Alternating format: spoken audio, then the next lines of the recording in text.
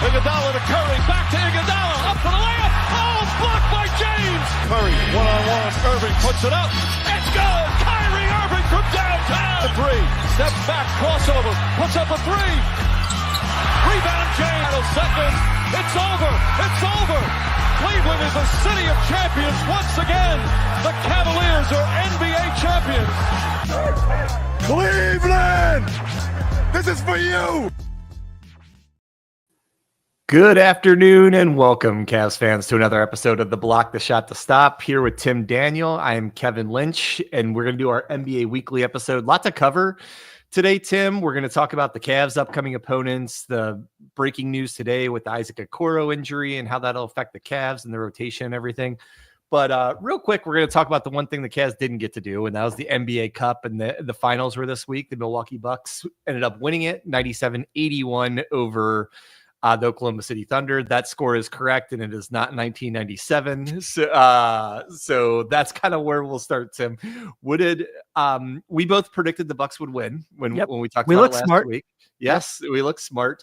I did not think they'd necessarily win the way they did, but right. What did you see from the finals and just your overall impressions of the second NBA Cup this year? So, as we know, I really like it. I love the Cup. Big fan of it. I'm not into, I know you're the guy who's more into European football than I am.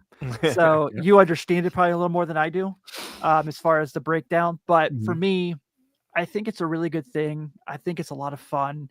And for these teams like Oklahoma City, who really are kind of trying to take that next step, it gives them an experience of what it's like when all the pressure's on and you have to figure out a way to win games. Now, they didn't win this game. But I think it was good for them to go through this. And now we'll see how things look this weekend when these teams kind of go after. Will it be a repeat of last year with the Lakers and the Pacers, where it took them a long time to get back going? I hope not, for their sakes. I do hope for the Bucks at least it takes till Saturday for them to get going for obvious reasons. But overall, I think it's great. I think it's an awesome thing, and I really enjoyed it. I saw Tim Bontemps talk about there's talks about the semifinals going to being on actual NBA courts and not just the neutral site in Vegas, and the championship being in Vegas. I realistically do think that would be a better idea. Because if you saw the ticket sales for this game, once, the Lakers weren't involved, or, the big market teams, the Celtics weren't involved, people weren't rushing to get tickets for this. So I think that would be really good for it. And then you can kind of give those teams a couple of days to get to Vegas and make that happen. And then as far as the game goes, Milwaukee looked like they wanted it more. They were super physical. Giannis was Giannis. And then I wanted to shout out, I talked to you about it off air. Andre Jackson Jr. You know, Kev, I got to shout out my Big East guys. Just guarding Shai Gilgeous-Alexander and holding him to 8 of 24 shooting made things extremely difficult for him throughout the game. He was awesome. We talked about a few weeks ago that I'm not a huge believer in the Bucks, but they are starting to prove me wrong. I'm starting to think maybe they are going to be putting something together here. Yeah, you're right. And you have a lot to go through. I'm going to do a couple of them one by one. So the first thing that I wrote down, you were talking about the growing pains that's is so common in the NBA, right? The young team is coming up and they have to lose a couple of times before they win. Yeah.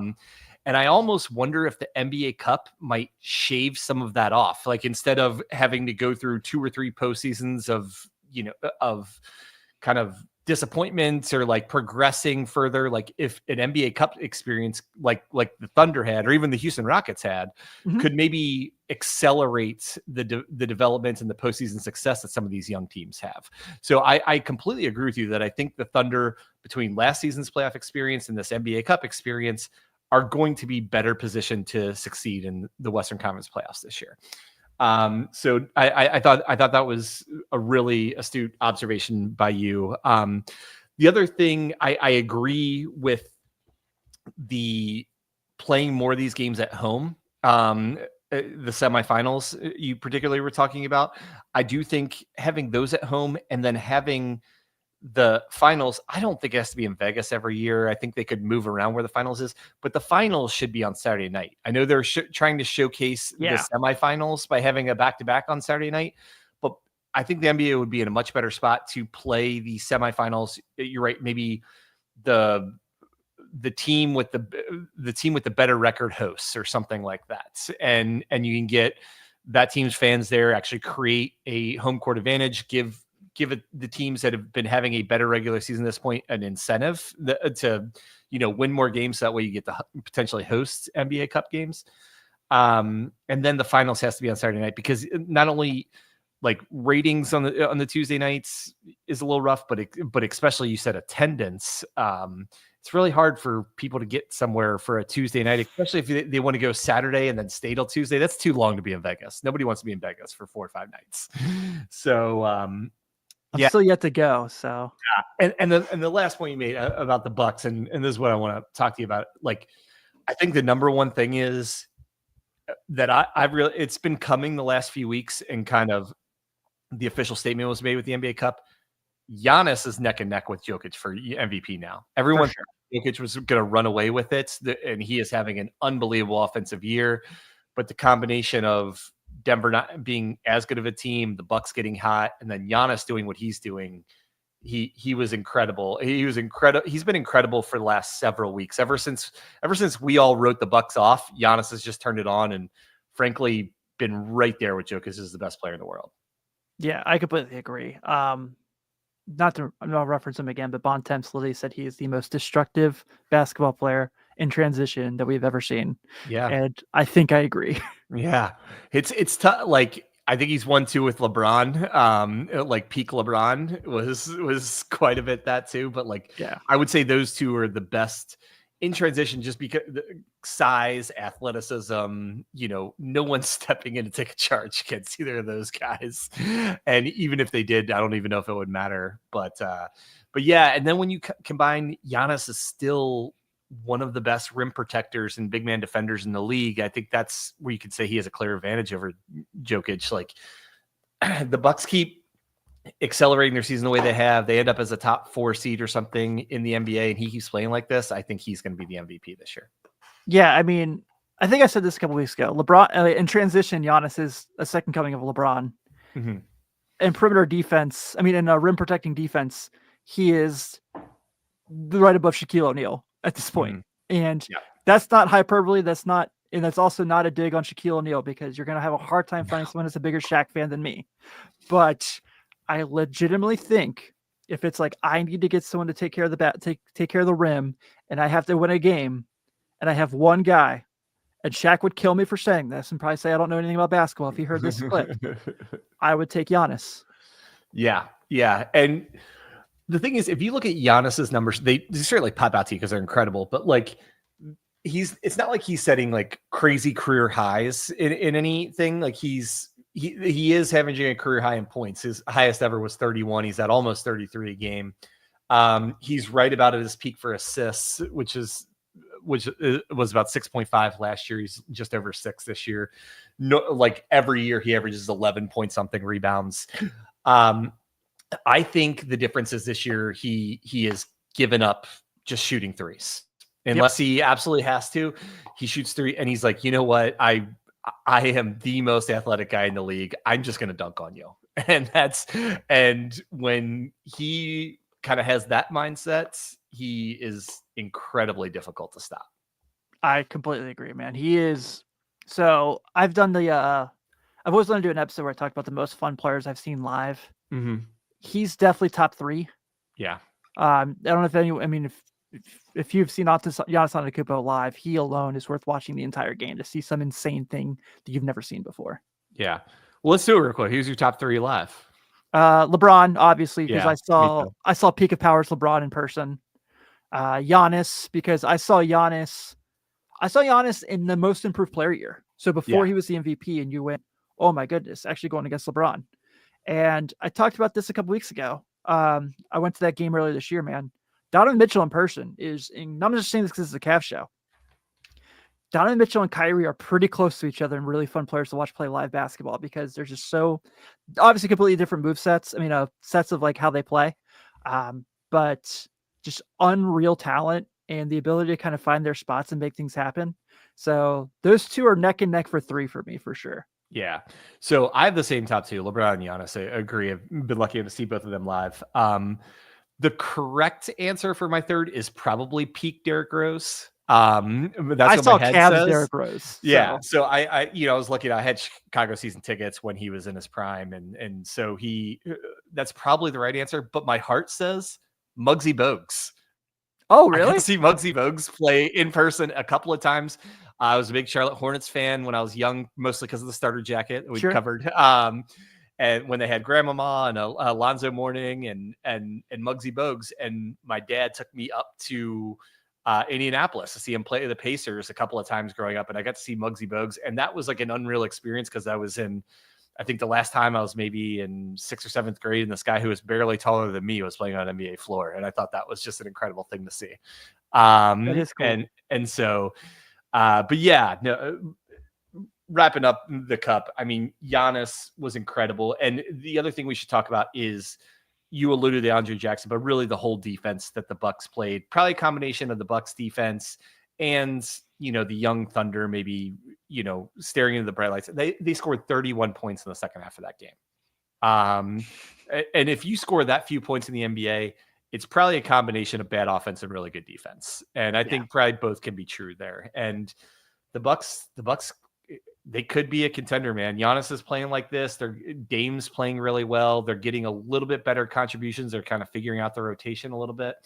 They're going to be a team to watch from a Cavs perspective. There could be somebody that they very well have to play in the playoffs, and it could be a second round opponents.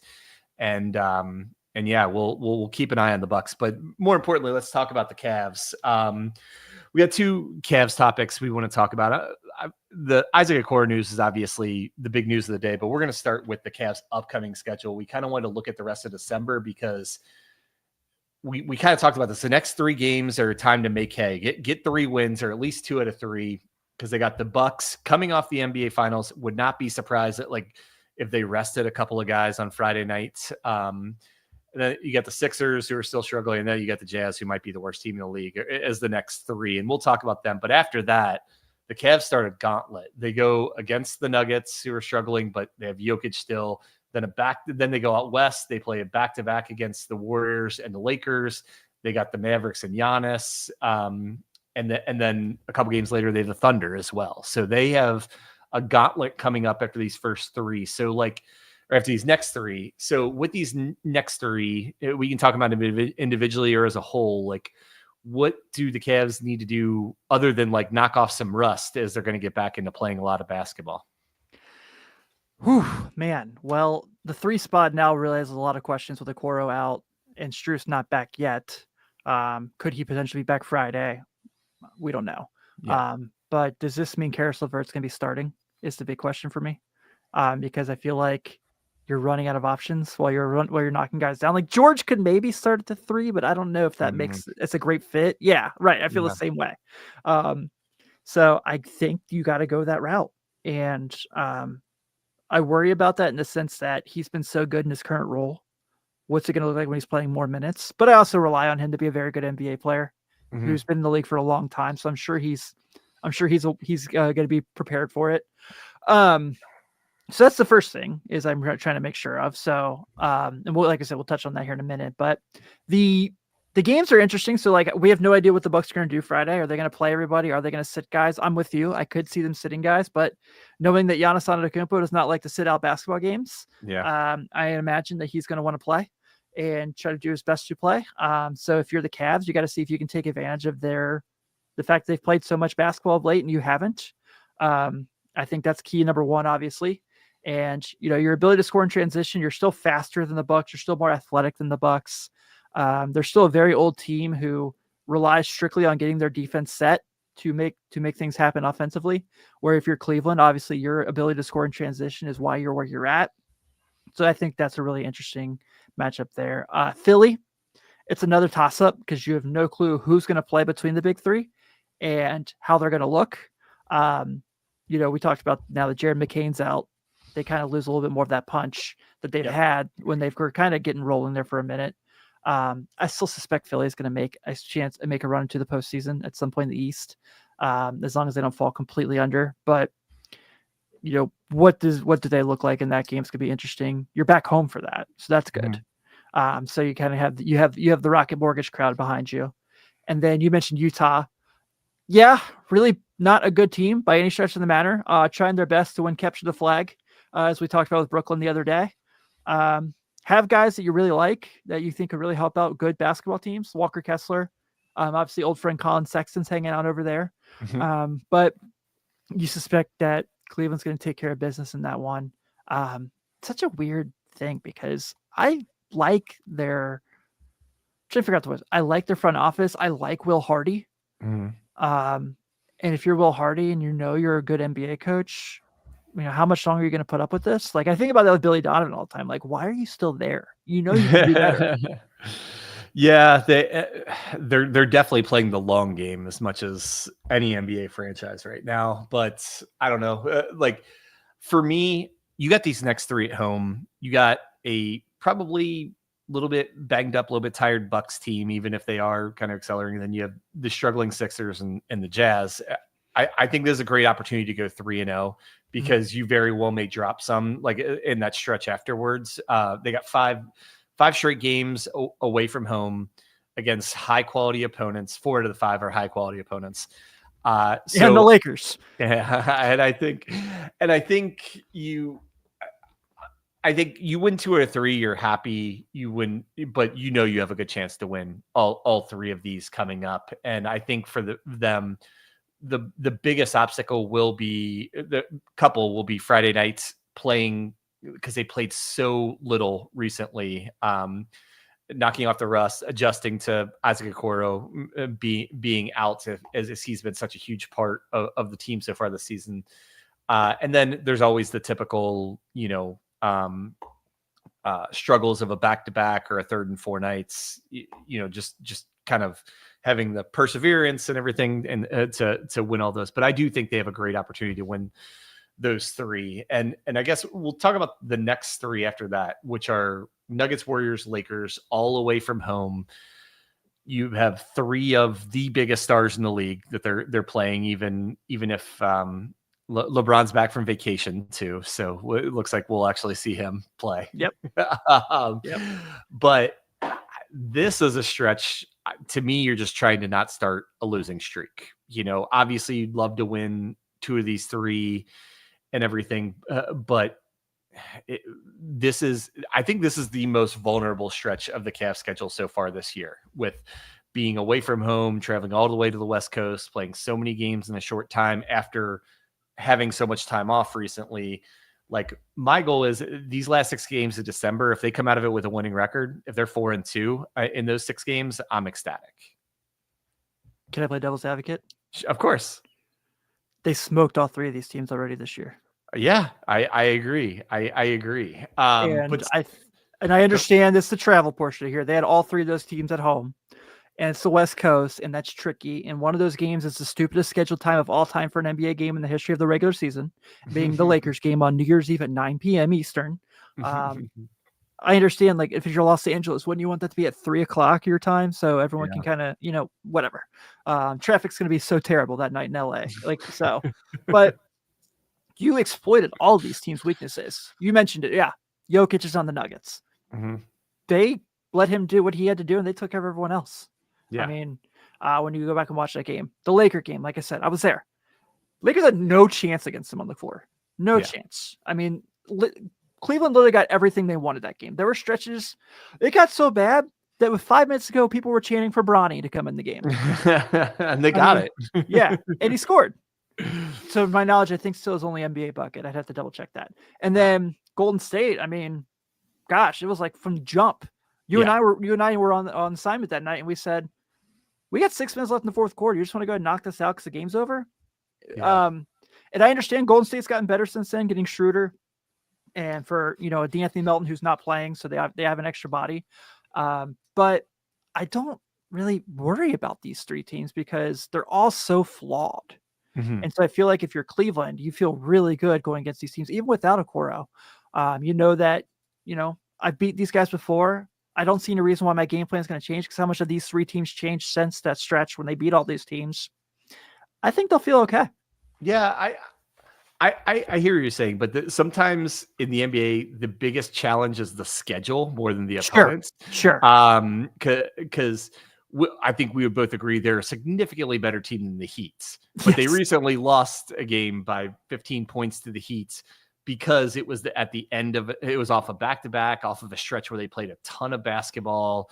Evan Mobley rolls his ankle, doesn't play the second half, so stuff like that can happen when you play so many games in a row. And that's why I'm not trying to be any negative or like, no.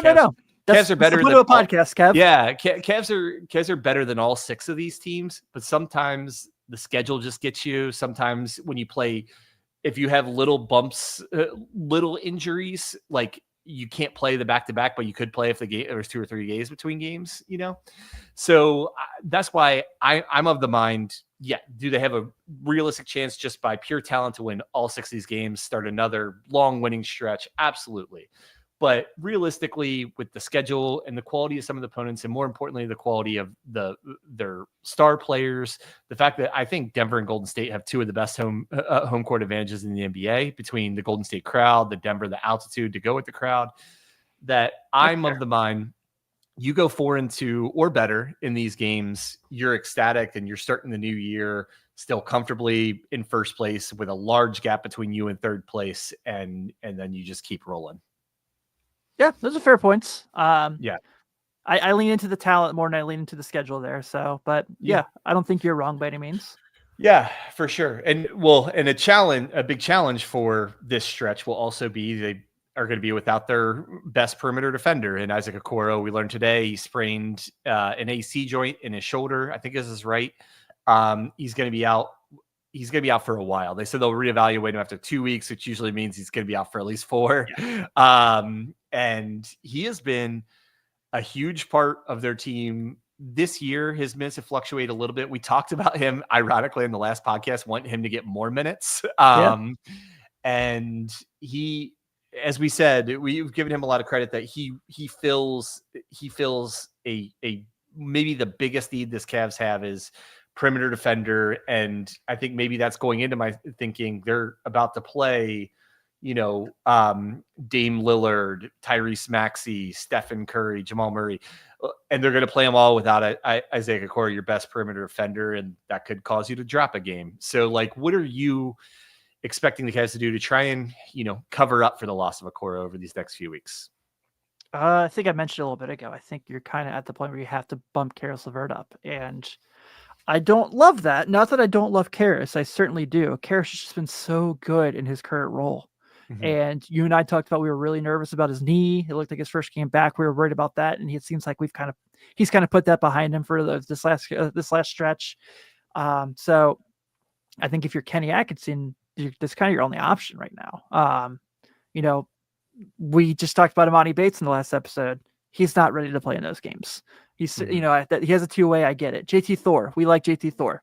He's not ready for those matchups either.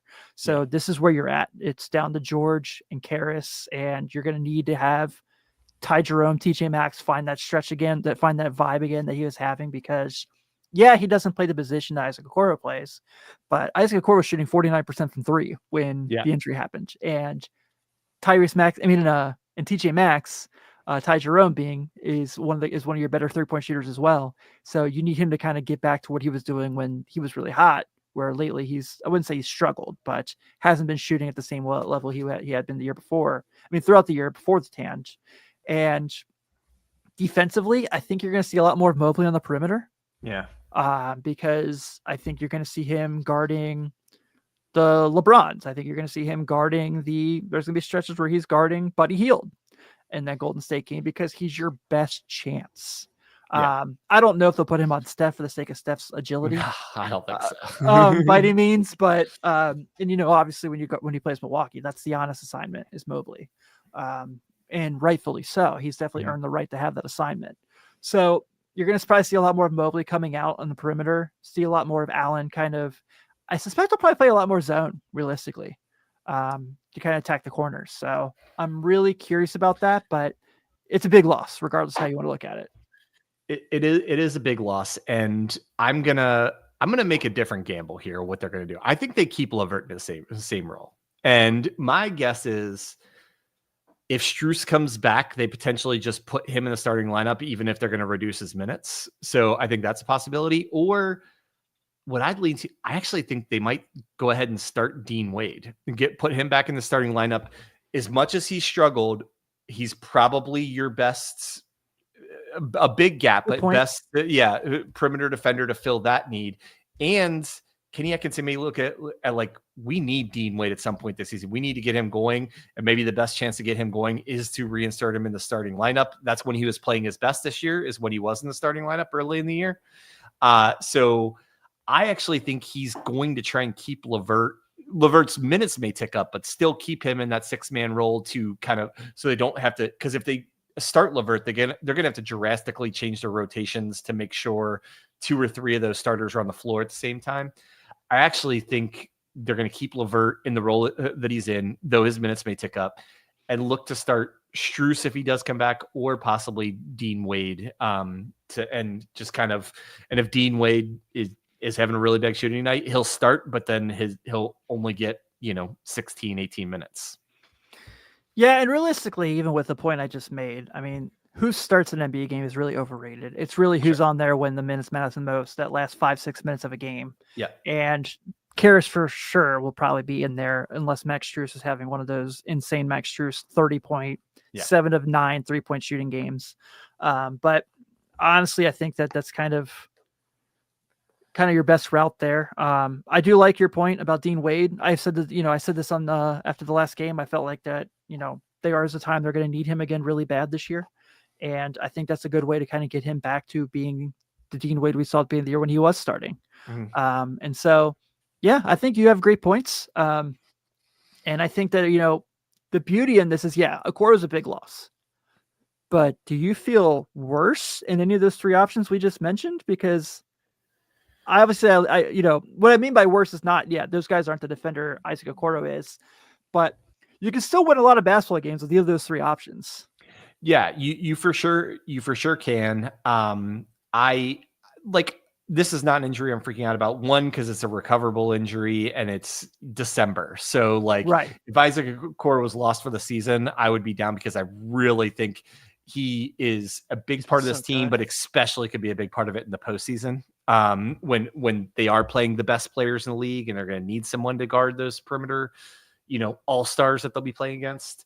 I do think the loss could be mitigated if Max does come back. I mean, we don't know what's going on there. He was supposed to come back last Friday, and then it was maybe Monday, and then he didn't come back for either.